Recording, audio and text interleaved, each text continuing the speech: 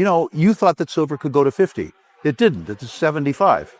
There's a parabolic up chart. 50% of the money went into silver stocks. Why silver stocks, not silver? Here it becomes arithmetic. If the silver price goes up, the silver stocks do well. Gold will trade inversely to faith in the US dollar. Faith in the US dollar, because of nominal interest rates, is relatively high now. But the arithmetic around the US dollar is profoundly bad. I believe specifically the dollar will likely lose 75% of its purchasing power. For someone who kind of only thinks about gold, make the big picture case, right? Why copper? Why now? My suspicion is that US interest rates will stay nominally strong and gold will be nominally weak, perhaps for the balance of 2026. But that doesn't matter. Structurally, the dollar's toast, not relative to the Canadian dollar, not relative to the euro. But Hong Kong launched its own gold clearing system, right? Singapore's building one.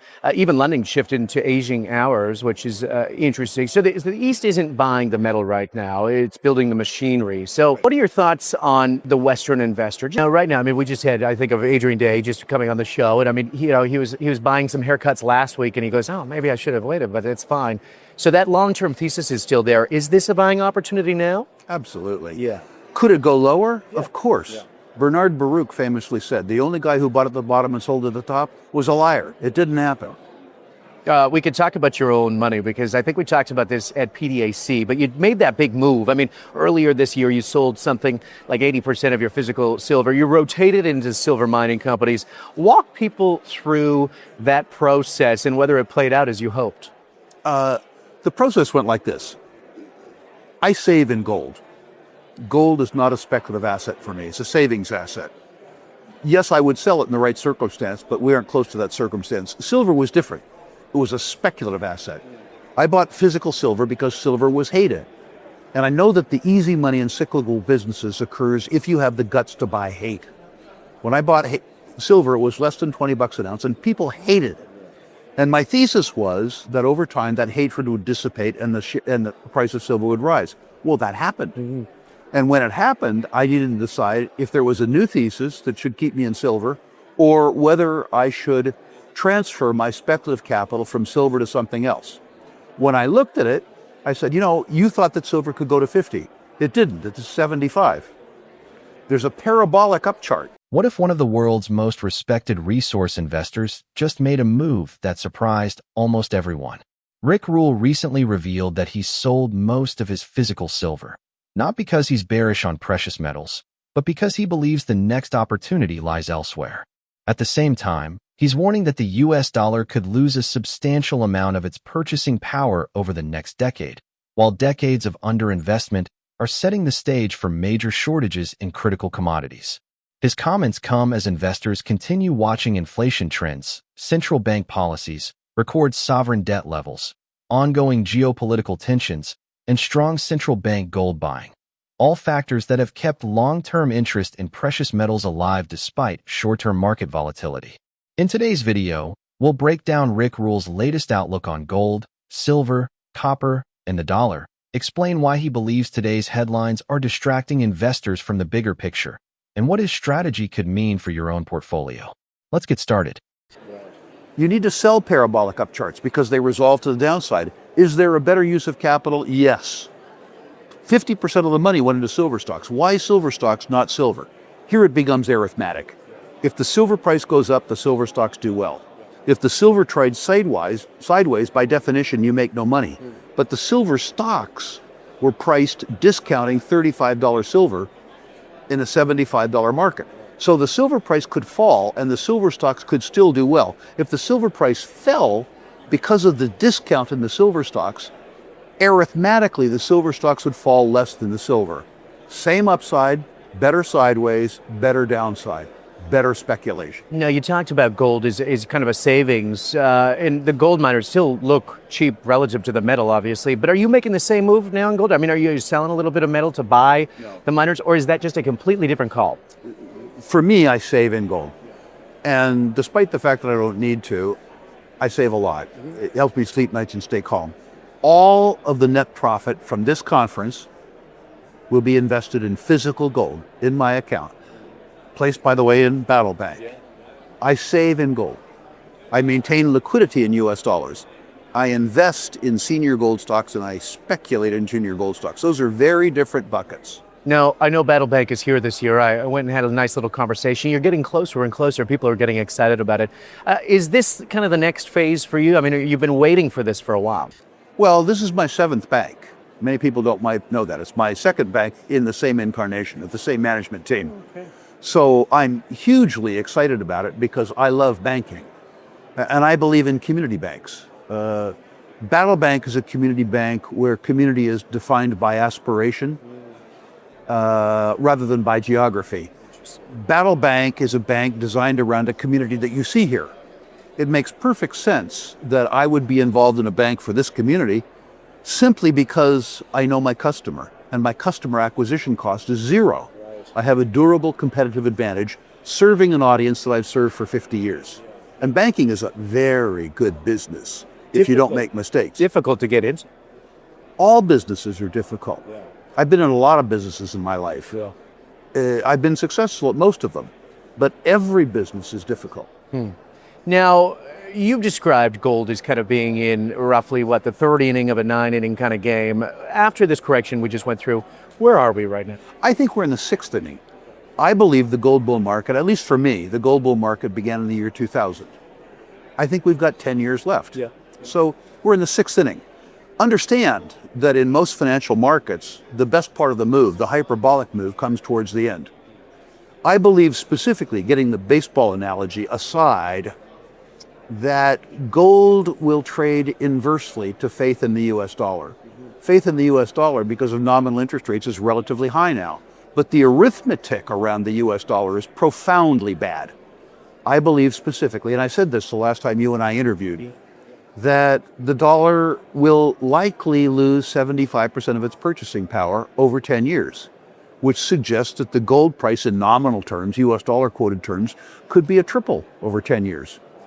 Not a bad move. No, it's not. And it's not just gold and silver for you anymore, obviously.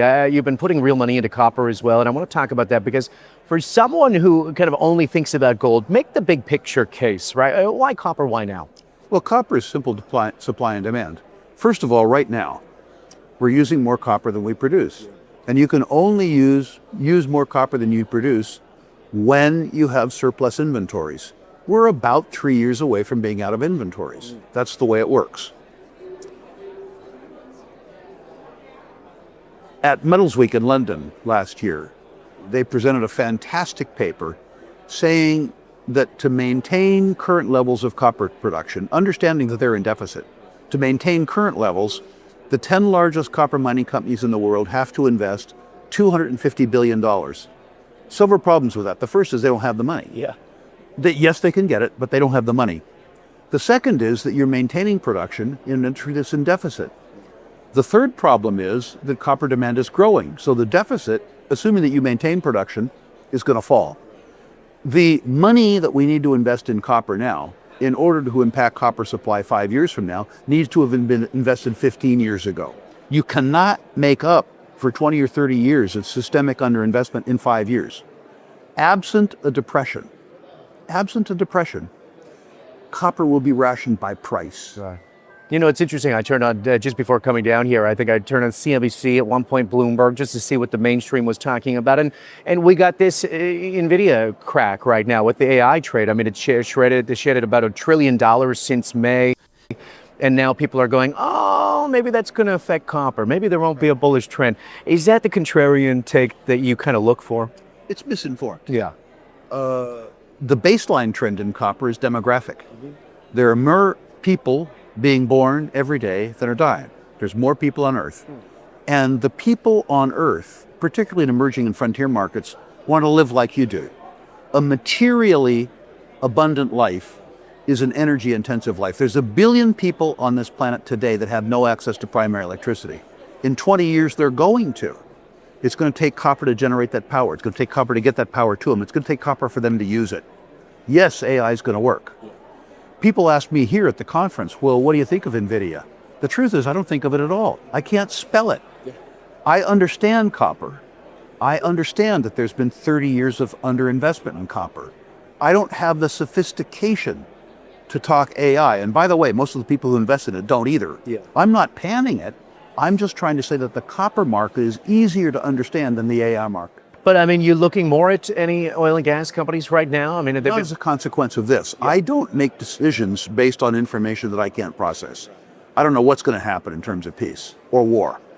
I am making oil investments because, as you and I discussed before, the industry is underinvesting in sustaining capital by $1 billion a day. The shortage that we experience today is artificial. It's due to war. It can be ended with an armistice. The shortage that's coming to us in 3 years is structural. Rick Rule made it clear that selling most of his physical silver wasn't a bearish call.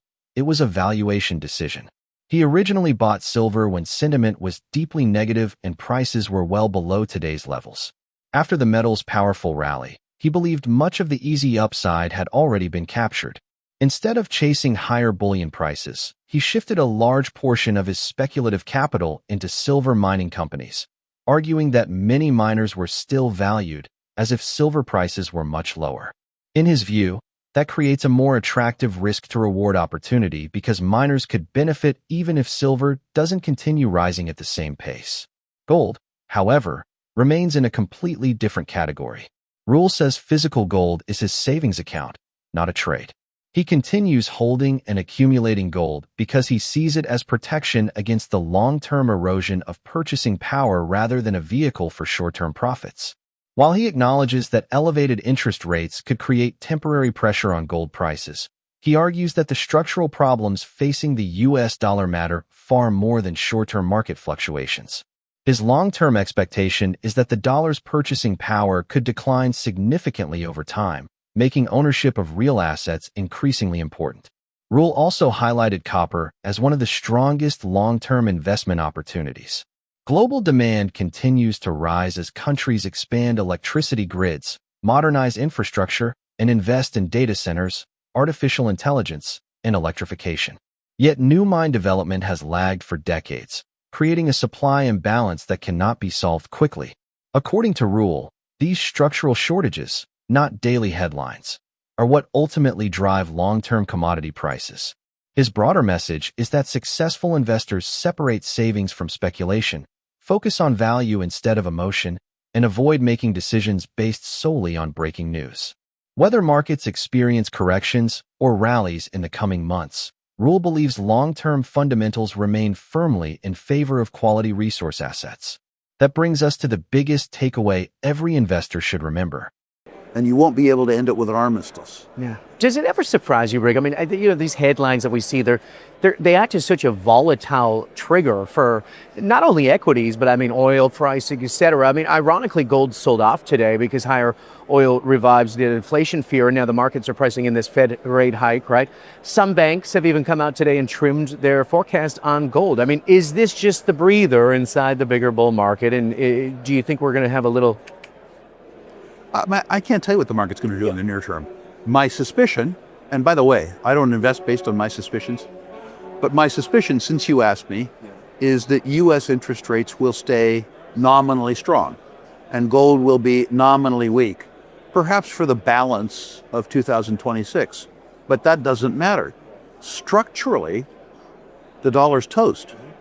Not relative to the Canadian dollar, not relative to the euro, but in an absolute sense, structurally the dollar's toast. So I'm sort of unconcerned about what happens in 2026. I got plenty of money to get me through 2026. I'm vitally concerned about what happens over the next decade. Yeah. As to news, I have found that too many people rely on news because it allows them to feel as opposed to think. It's easier to feel. It's easier to have your motivation be something that doesn't require you to do any work. Mercifully in my life, by the time I was 30, I learned that that was the wrong way to invest. And so I get to compete with people who handicap themselves. That's interesting. That's interesting. And I mean, the investors on the ground at this conference, they do understand. I mean, they learn amazing things on stage here. I watched a couple of panels. And I have to ask you, because it's something that struck me this week, is Hong Kong launched its own gold clearing system, right? Singapore's building one. Even London shifted into Asian hours, which is interesting. So the East isn't buying the metal right now. It's building the machinery. So what are your thoughts on the Western investor? Just talking to the people on the room here. Is there going to be more general? this is the wrong constituency, because you're trying to extrapolate. As I say, you're asking the choir in an evangelical church if they believe in God. Likely the answer is yes. Looking at it bigger, let's look at arithmetic. The market share of precious metals and precious metals related investments relative to other savings and investment classes in the United States is 0.5%. We are as relevant to the broad economy as a pimple is to a blue whale, okay? The 4-decade mean is 2%. If demand returned to mean, it would grow fourfold. In circumstances like this, reversion to mean almost always means an overshoot. But let's assume we don't get an overshoot. If demand returned to mean, if the market share of precious metals and precious metals investing in a market, the United States, that accommodates 22% of the world's savings and investment assets, were to return to mean, demand would grow fourfold. You know, you always get a comment or two about the contrarian calls. And I mean, you've had some big contrarian voices all throughout this week. So where do you personally kind of draw the line between a contrarian warning that's genuinely worth hearing and, you know, somebody that you think is maybe their thesis would never put your own money behind? It depends on who you are.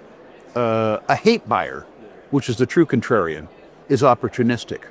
Right now, nothing is hated. So there's no easy money in this market. The easy money is buying hate. There are structural advantages. Copper will be higher in nominal prices and higher in real prices 5 years from now, absent a depression. Guaranteed. No hate, no easy money, but certain money. Demand for uranium over the next 10 years is structurally higher. No hate, easy money's been made, the certain money is ahead of us. For people who are fully invested in natural resources, they can afford not to buy. They can become opportunistic. They can wait for things to be hated. They can wait for a panic.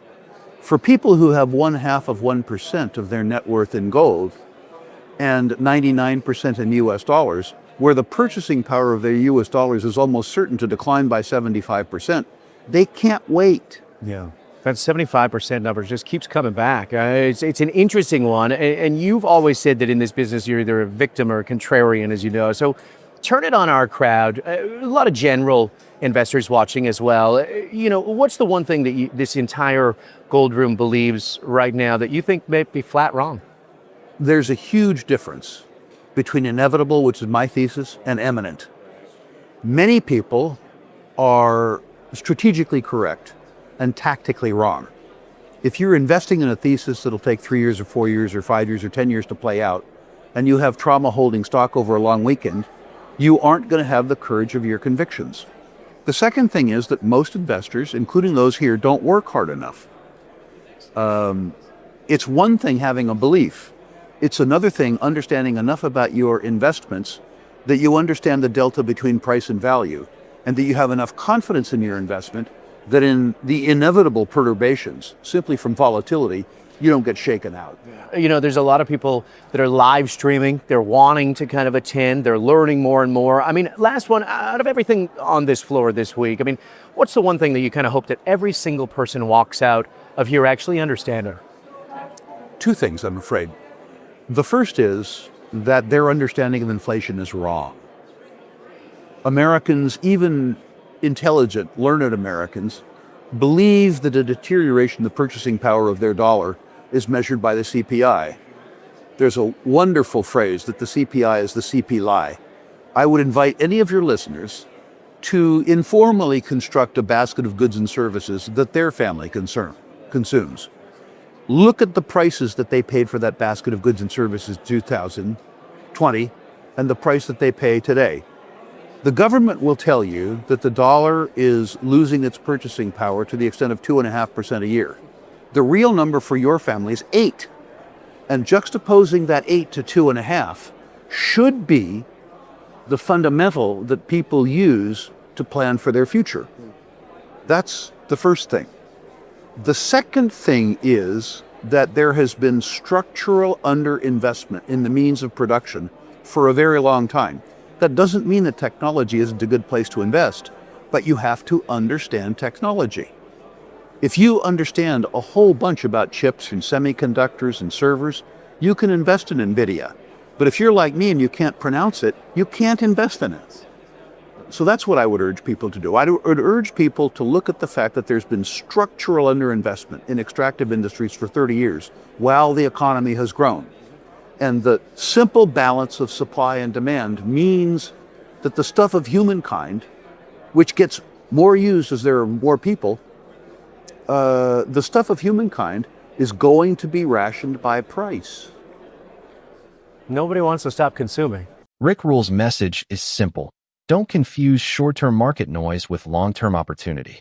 His strategy is built around protecting purchasing power, owning quality assets, and staying patient while others react emotionally to every headline. Whether you agree with his outlook or not, his disciplined approach offers valuable lessons for anyone navigating today's uncertain financial landscape.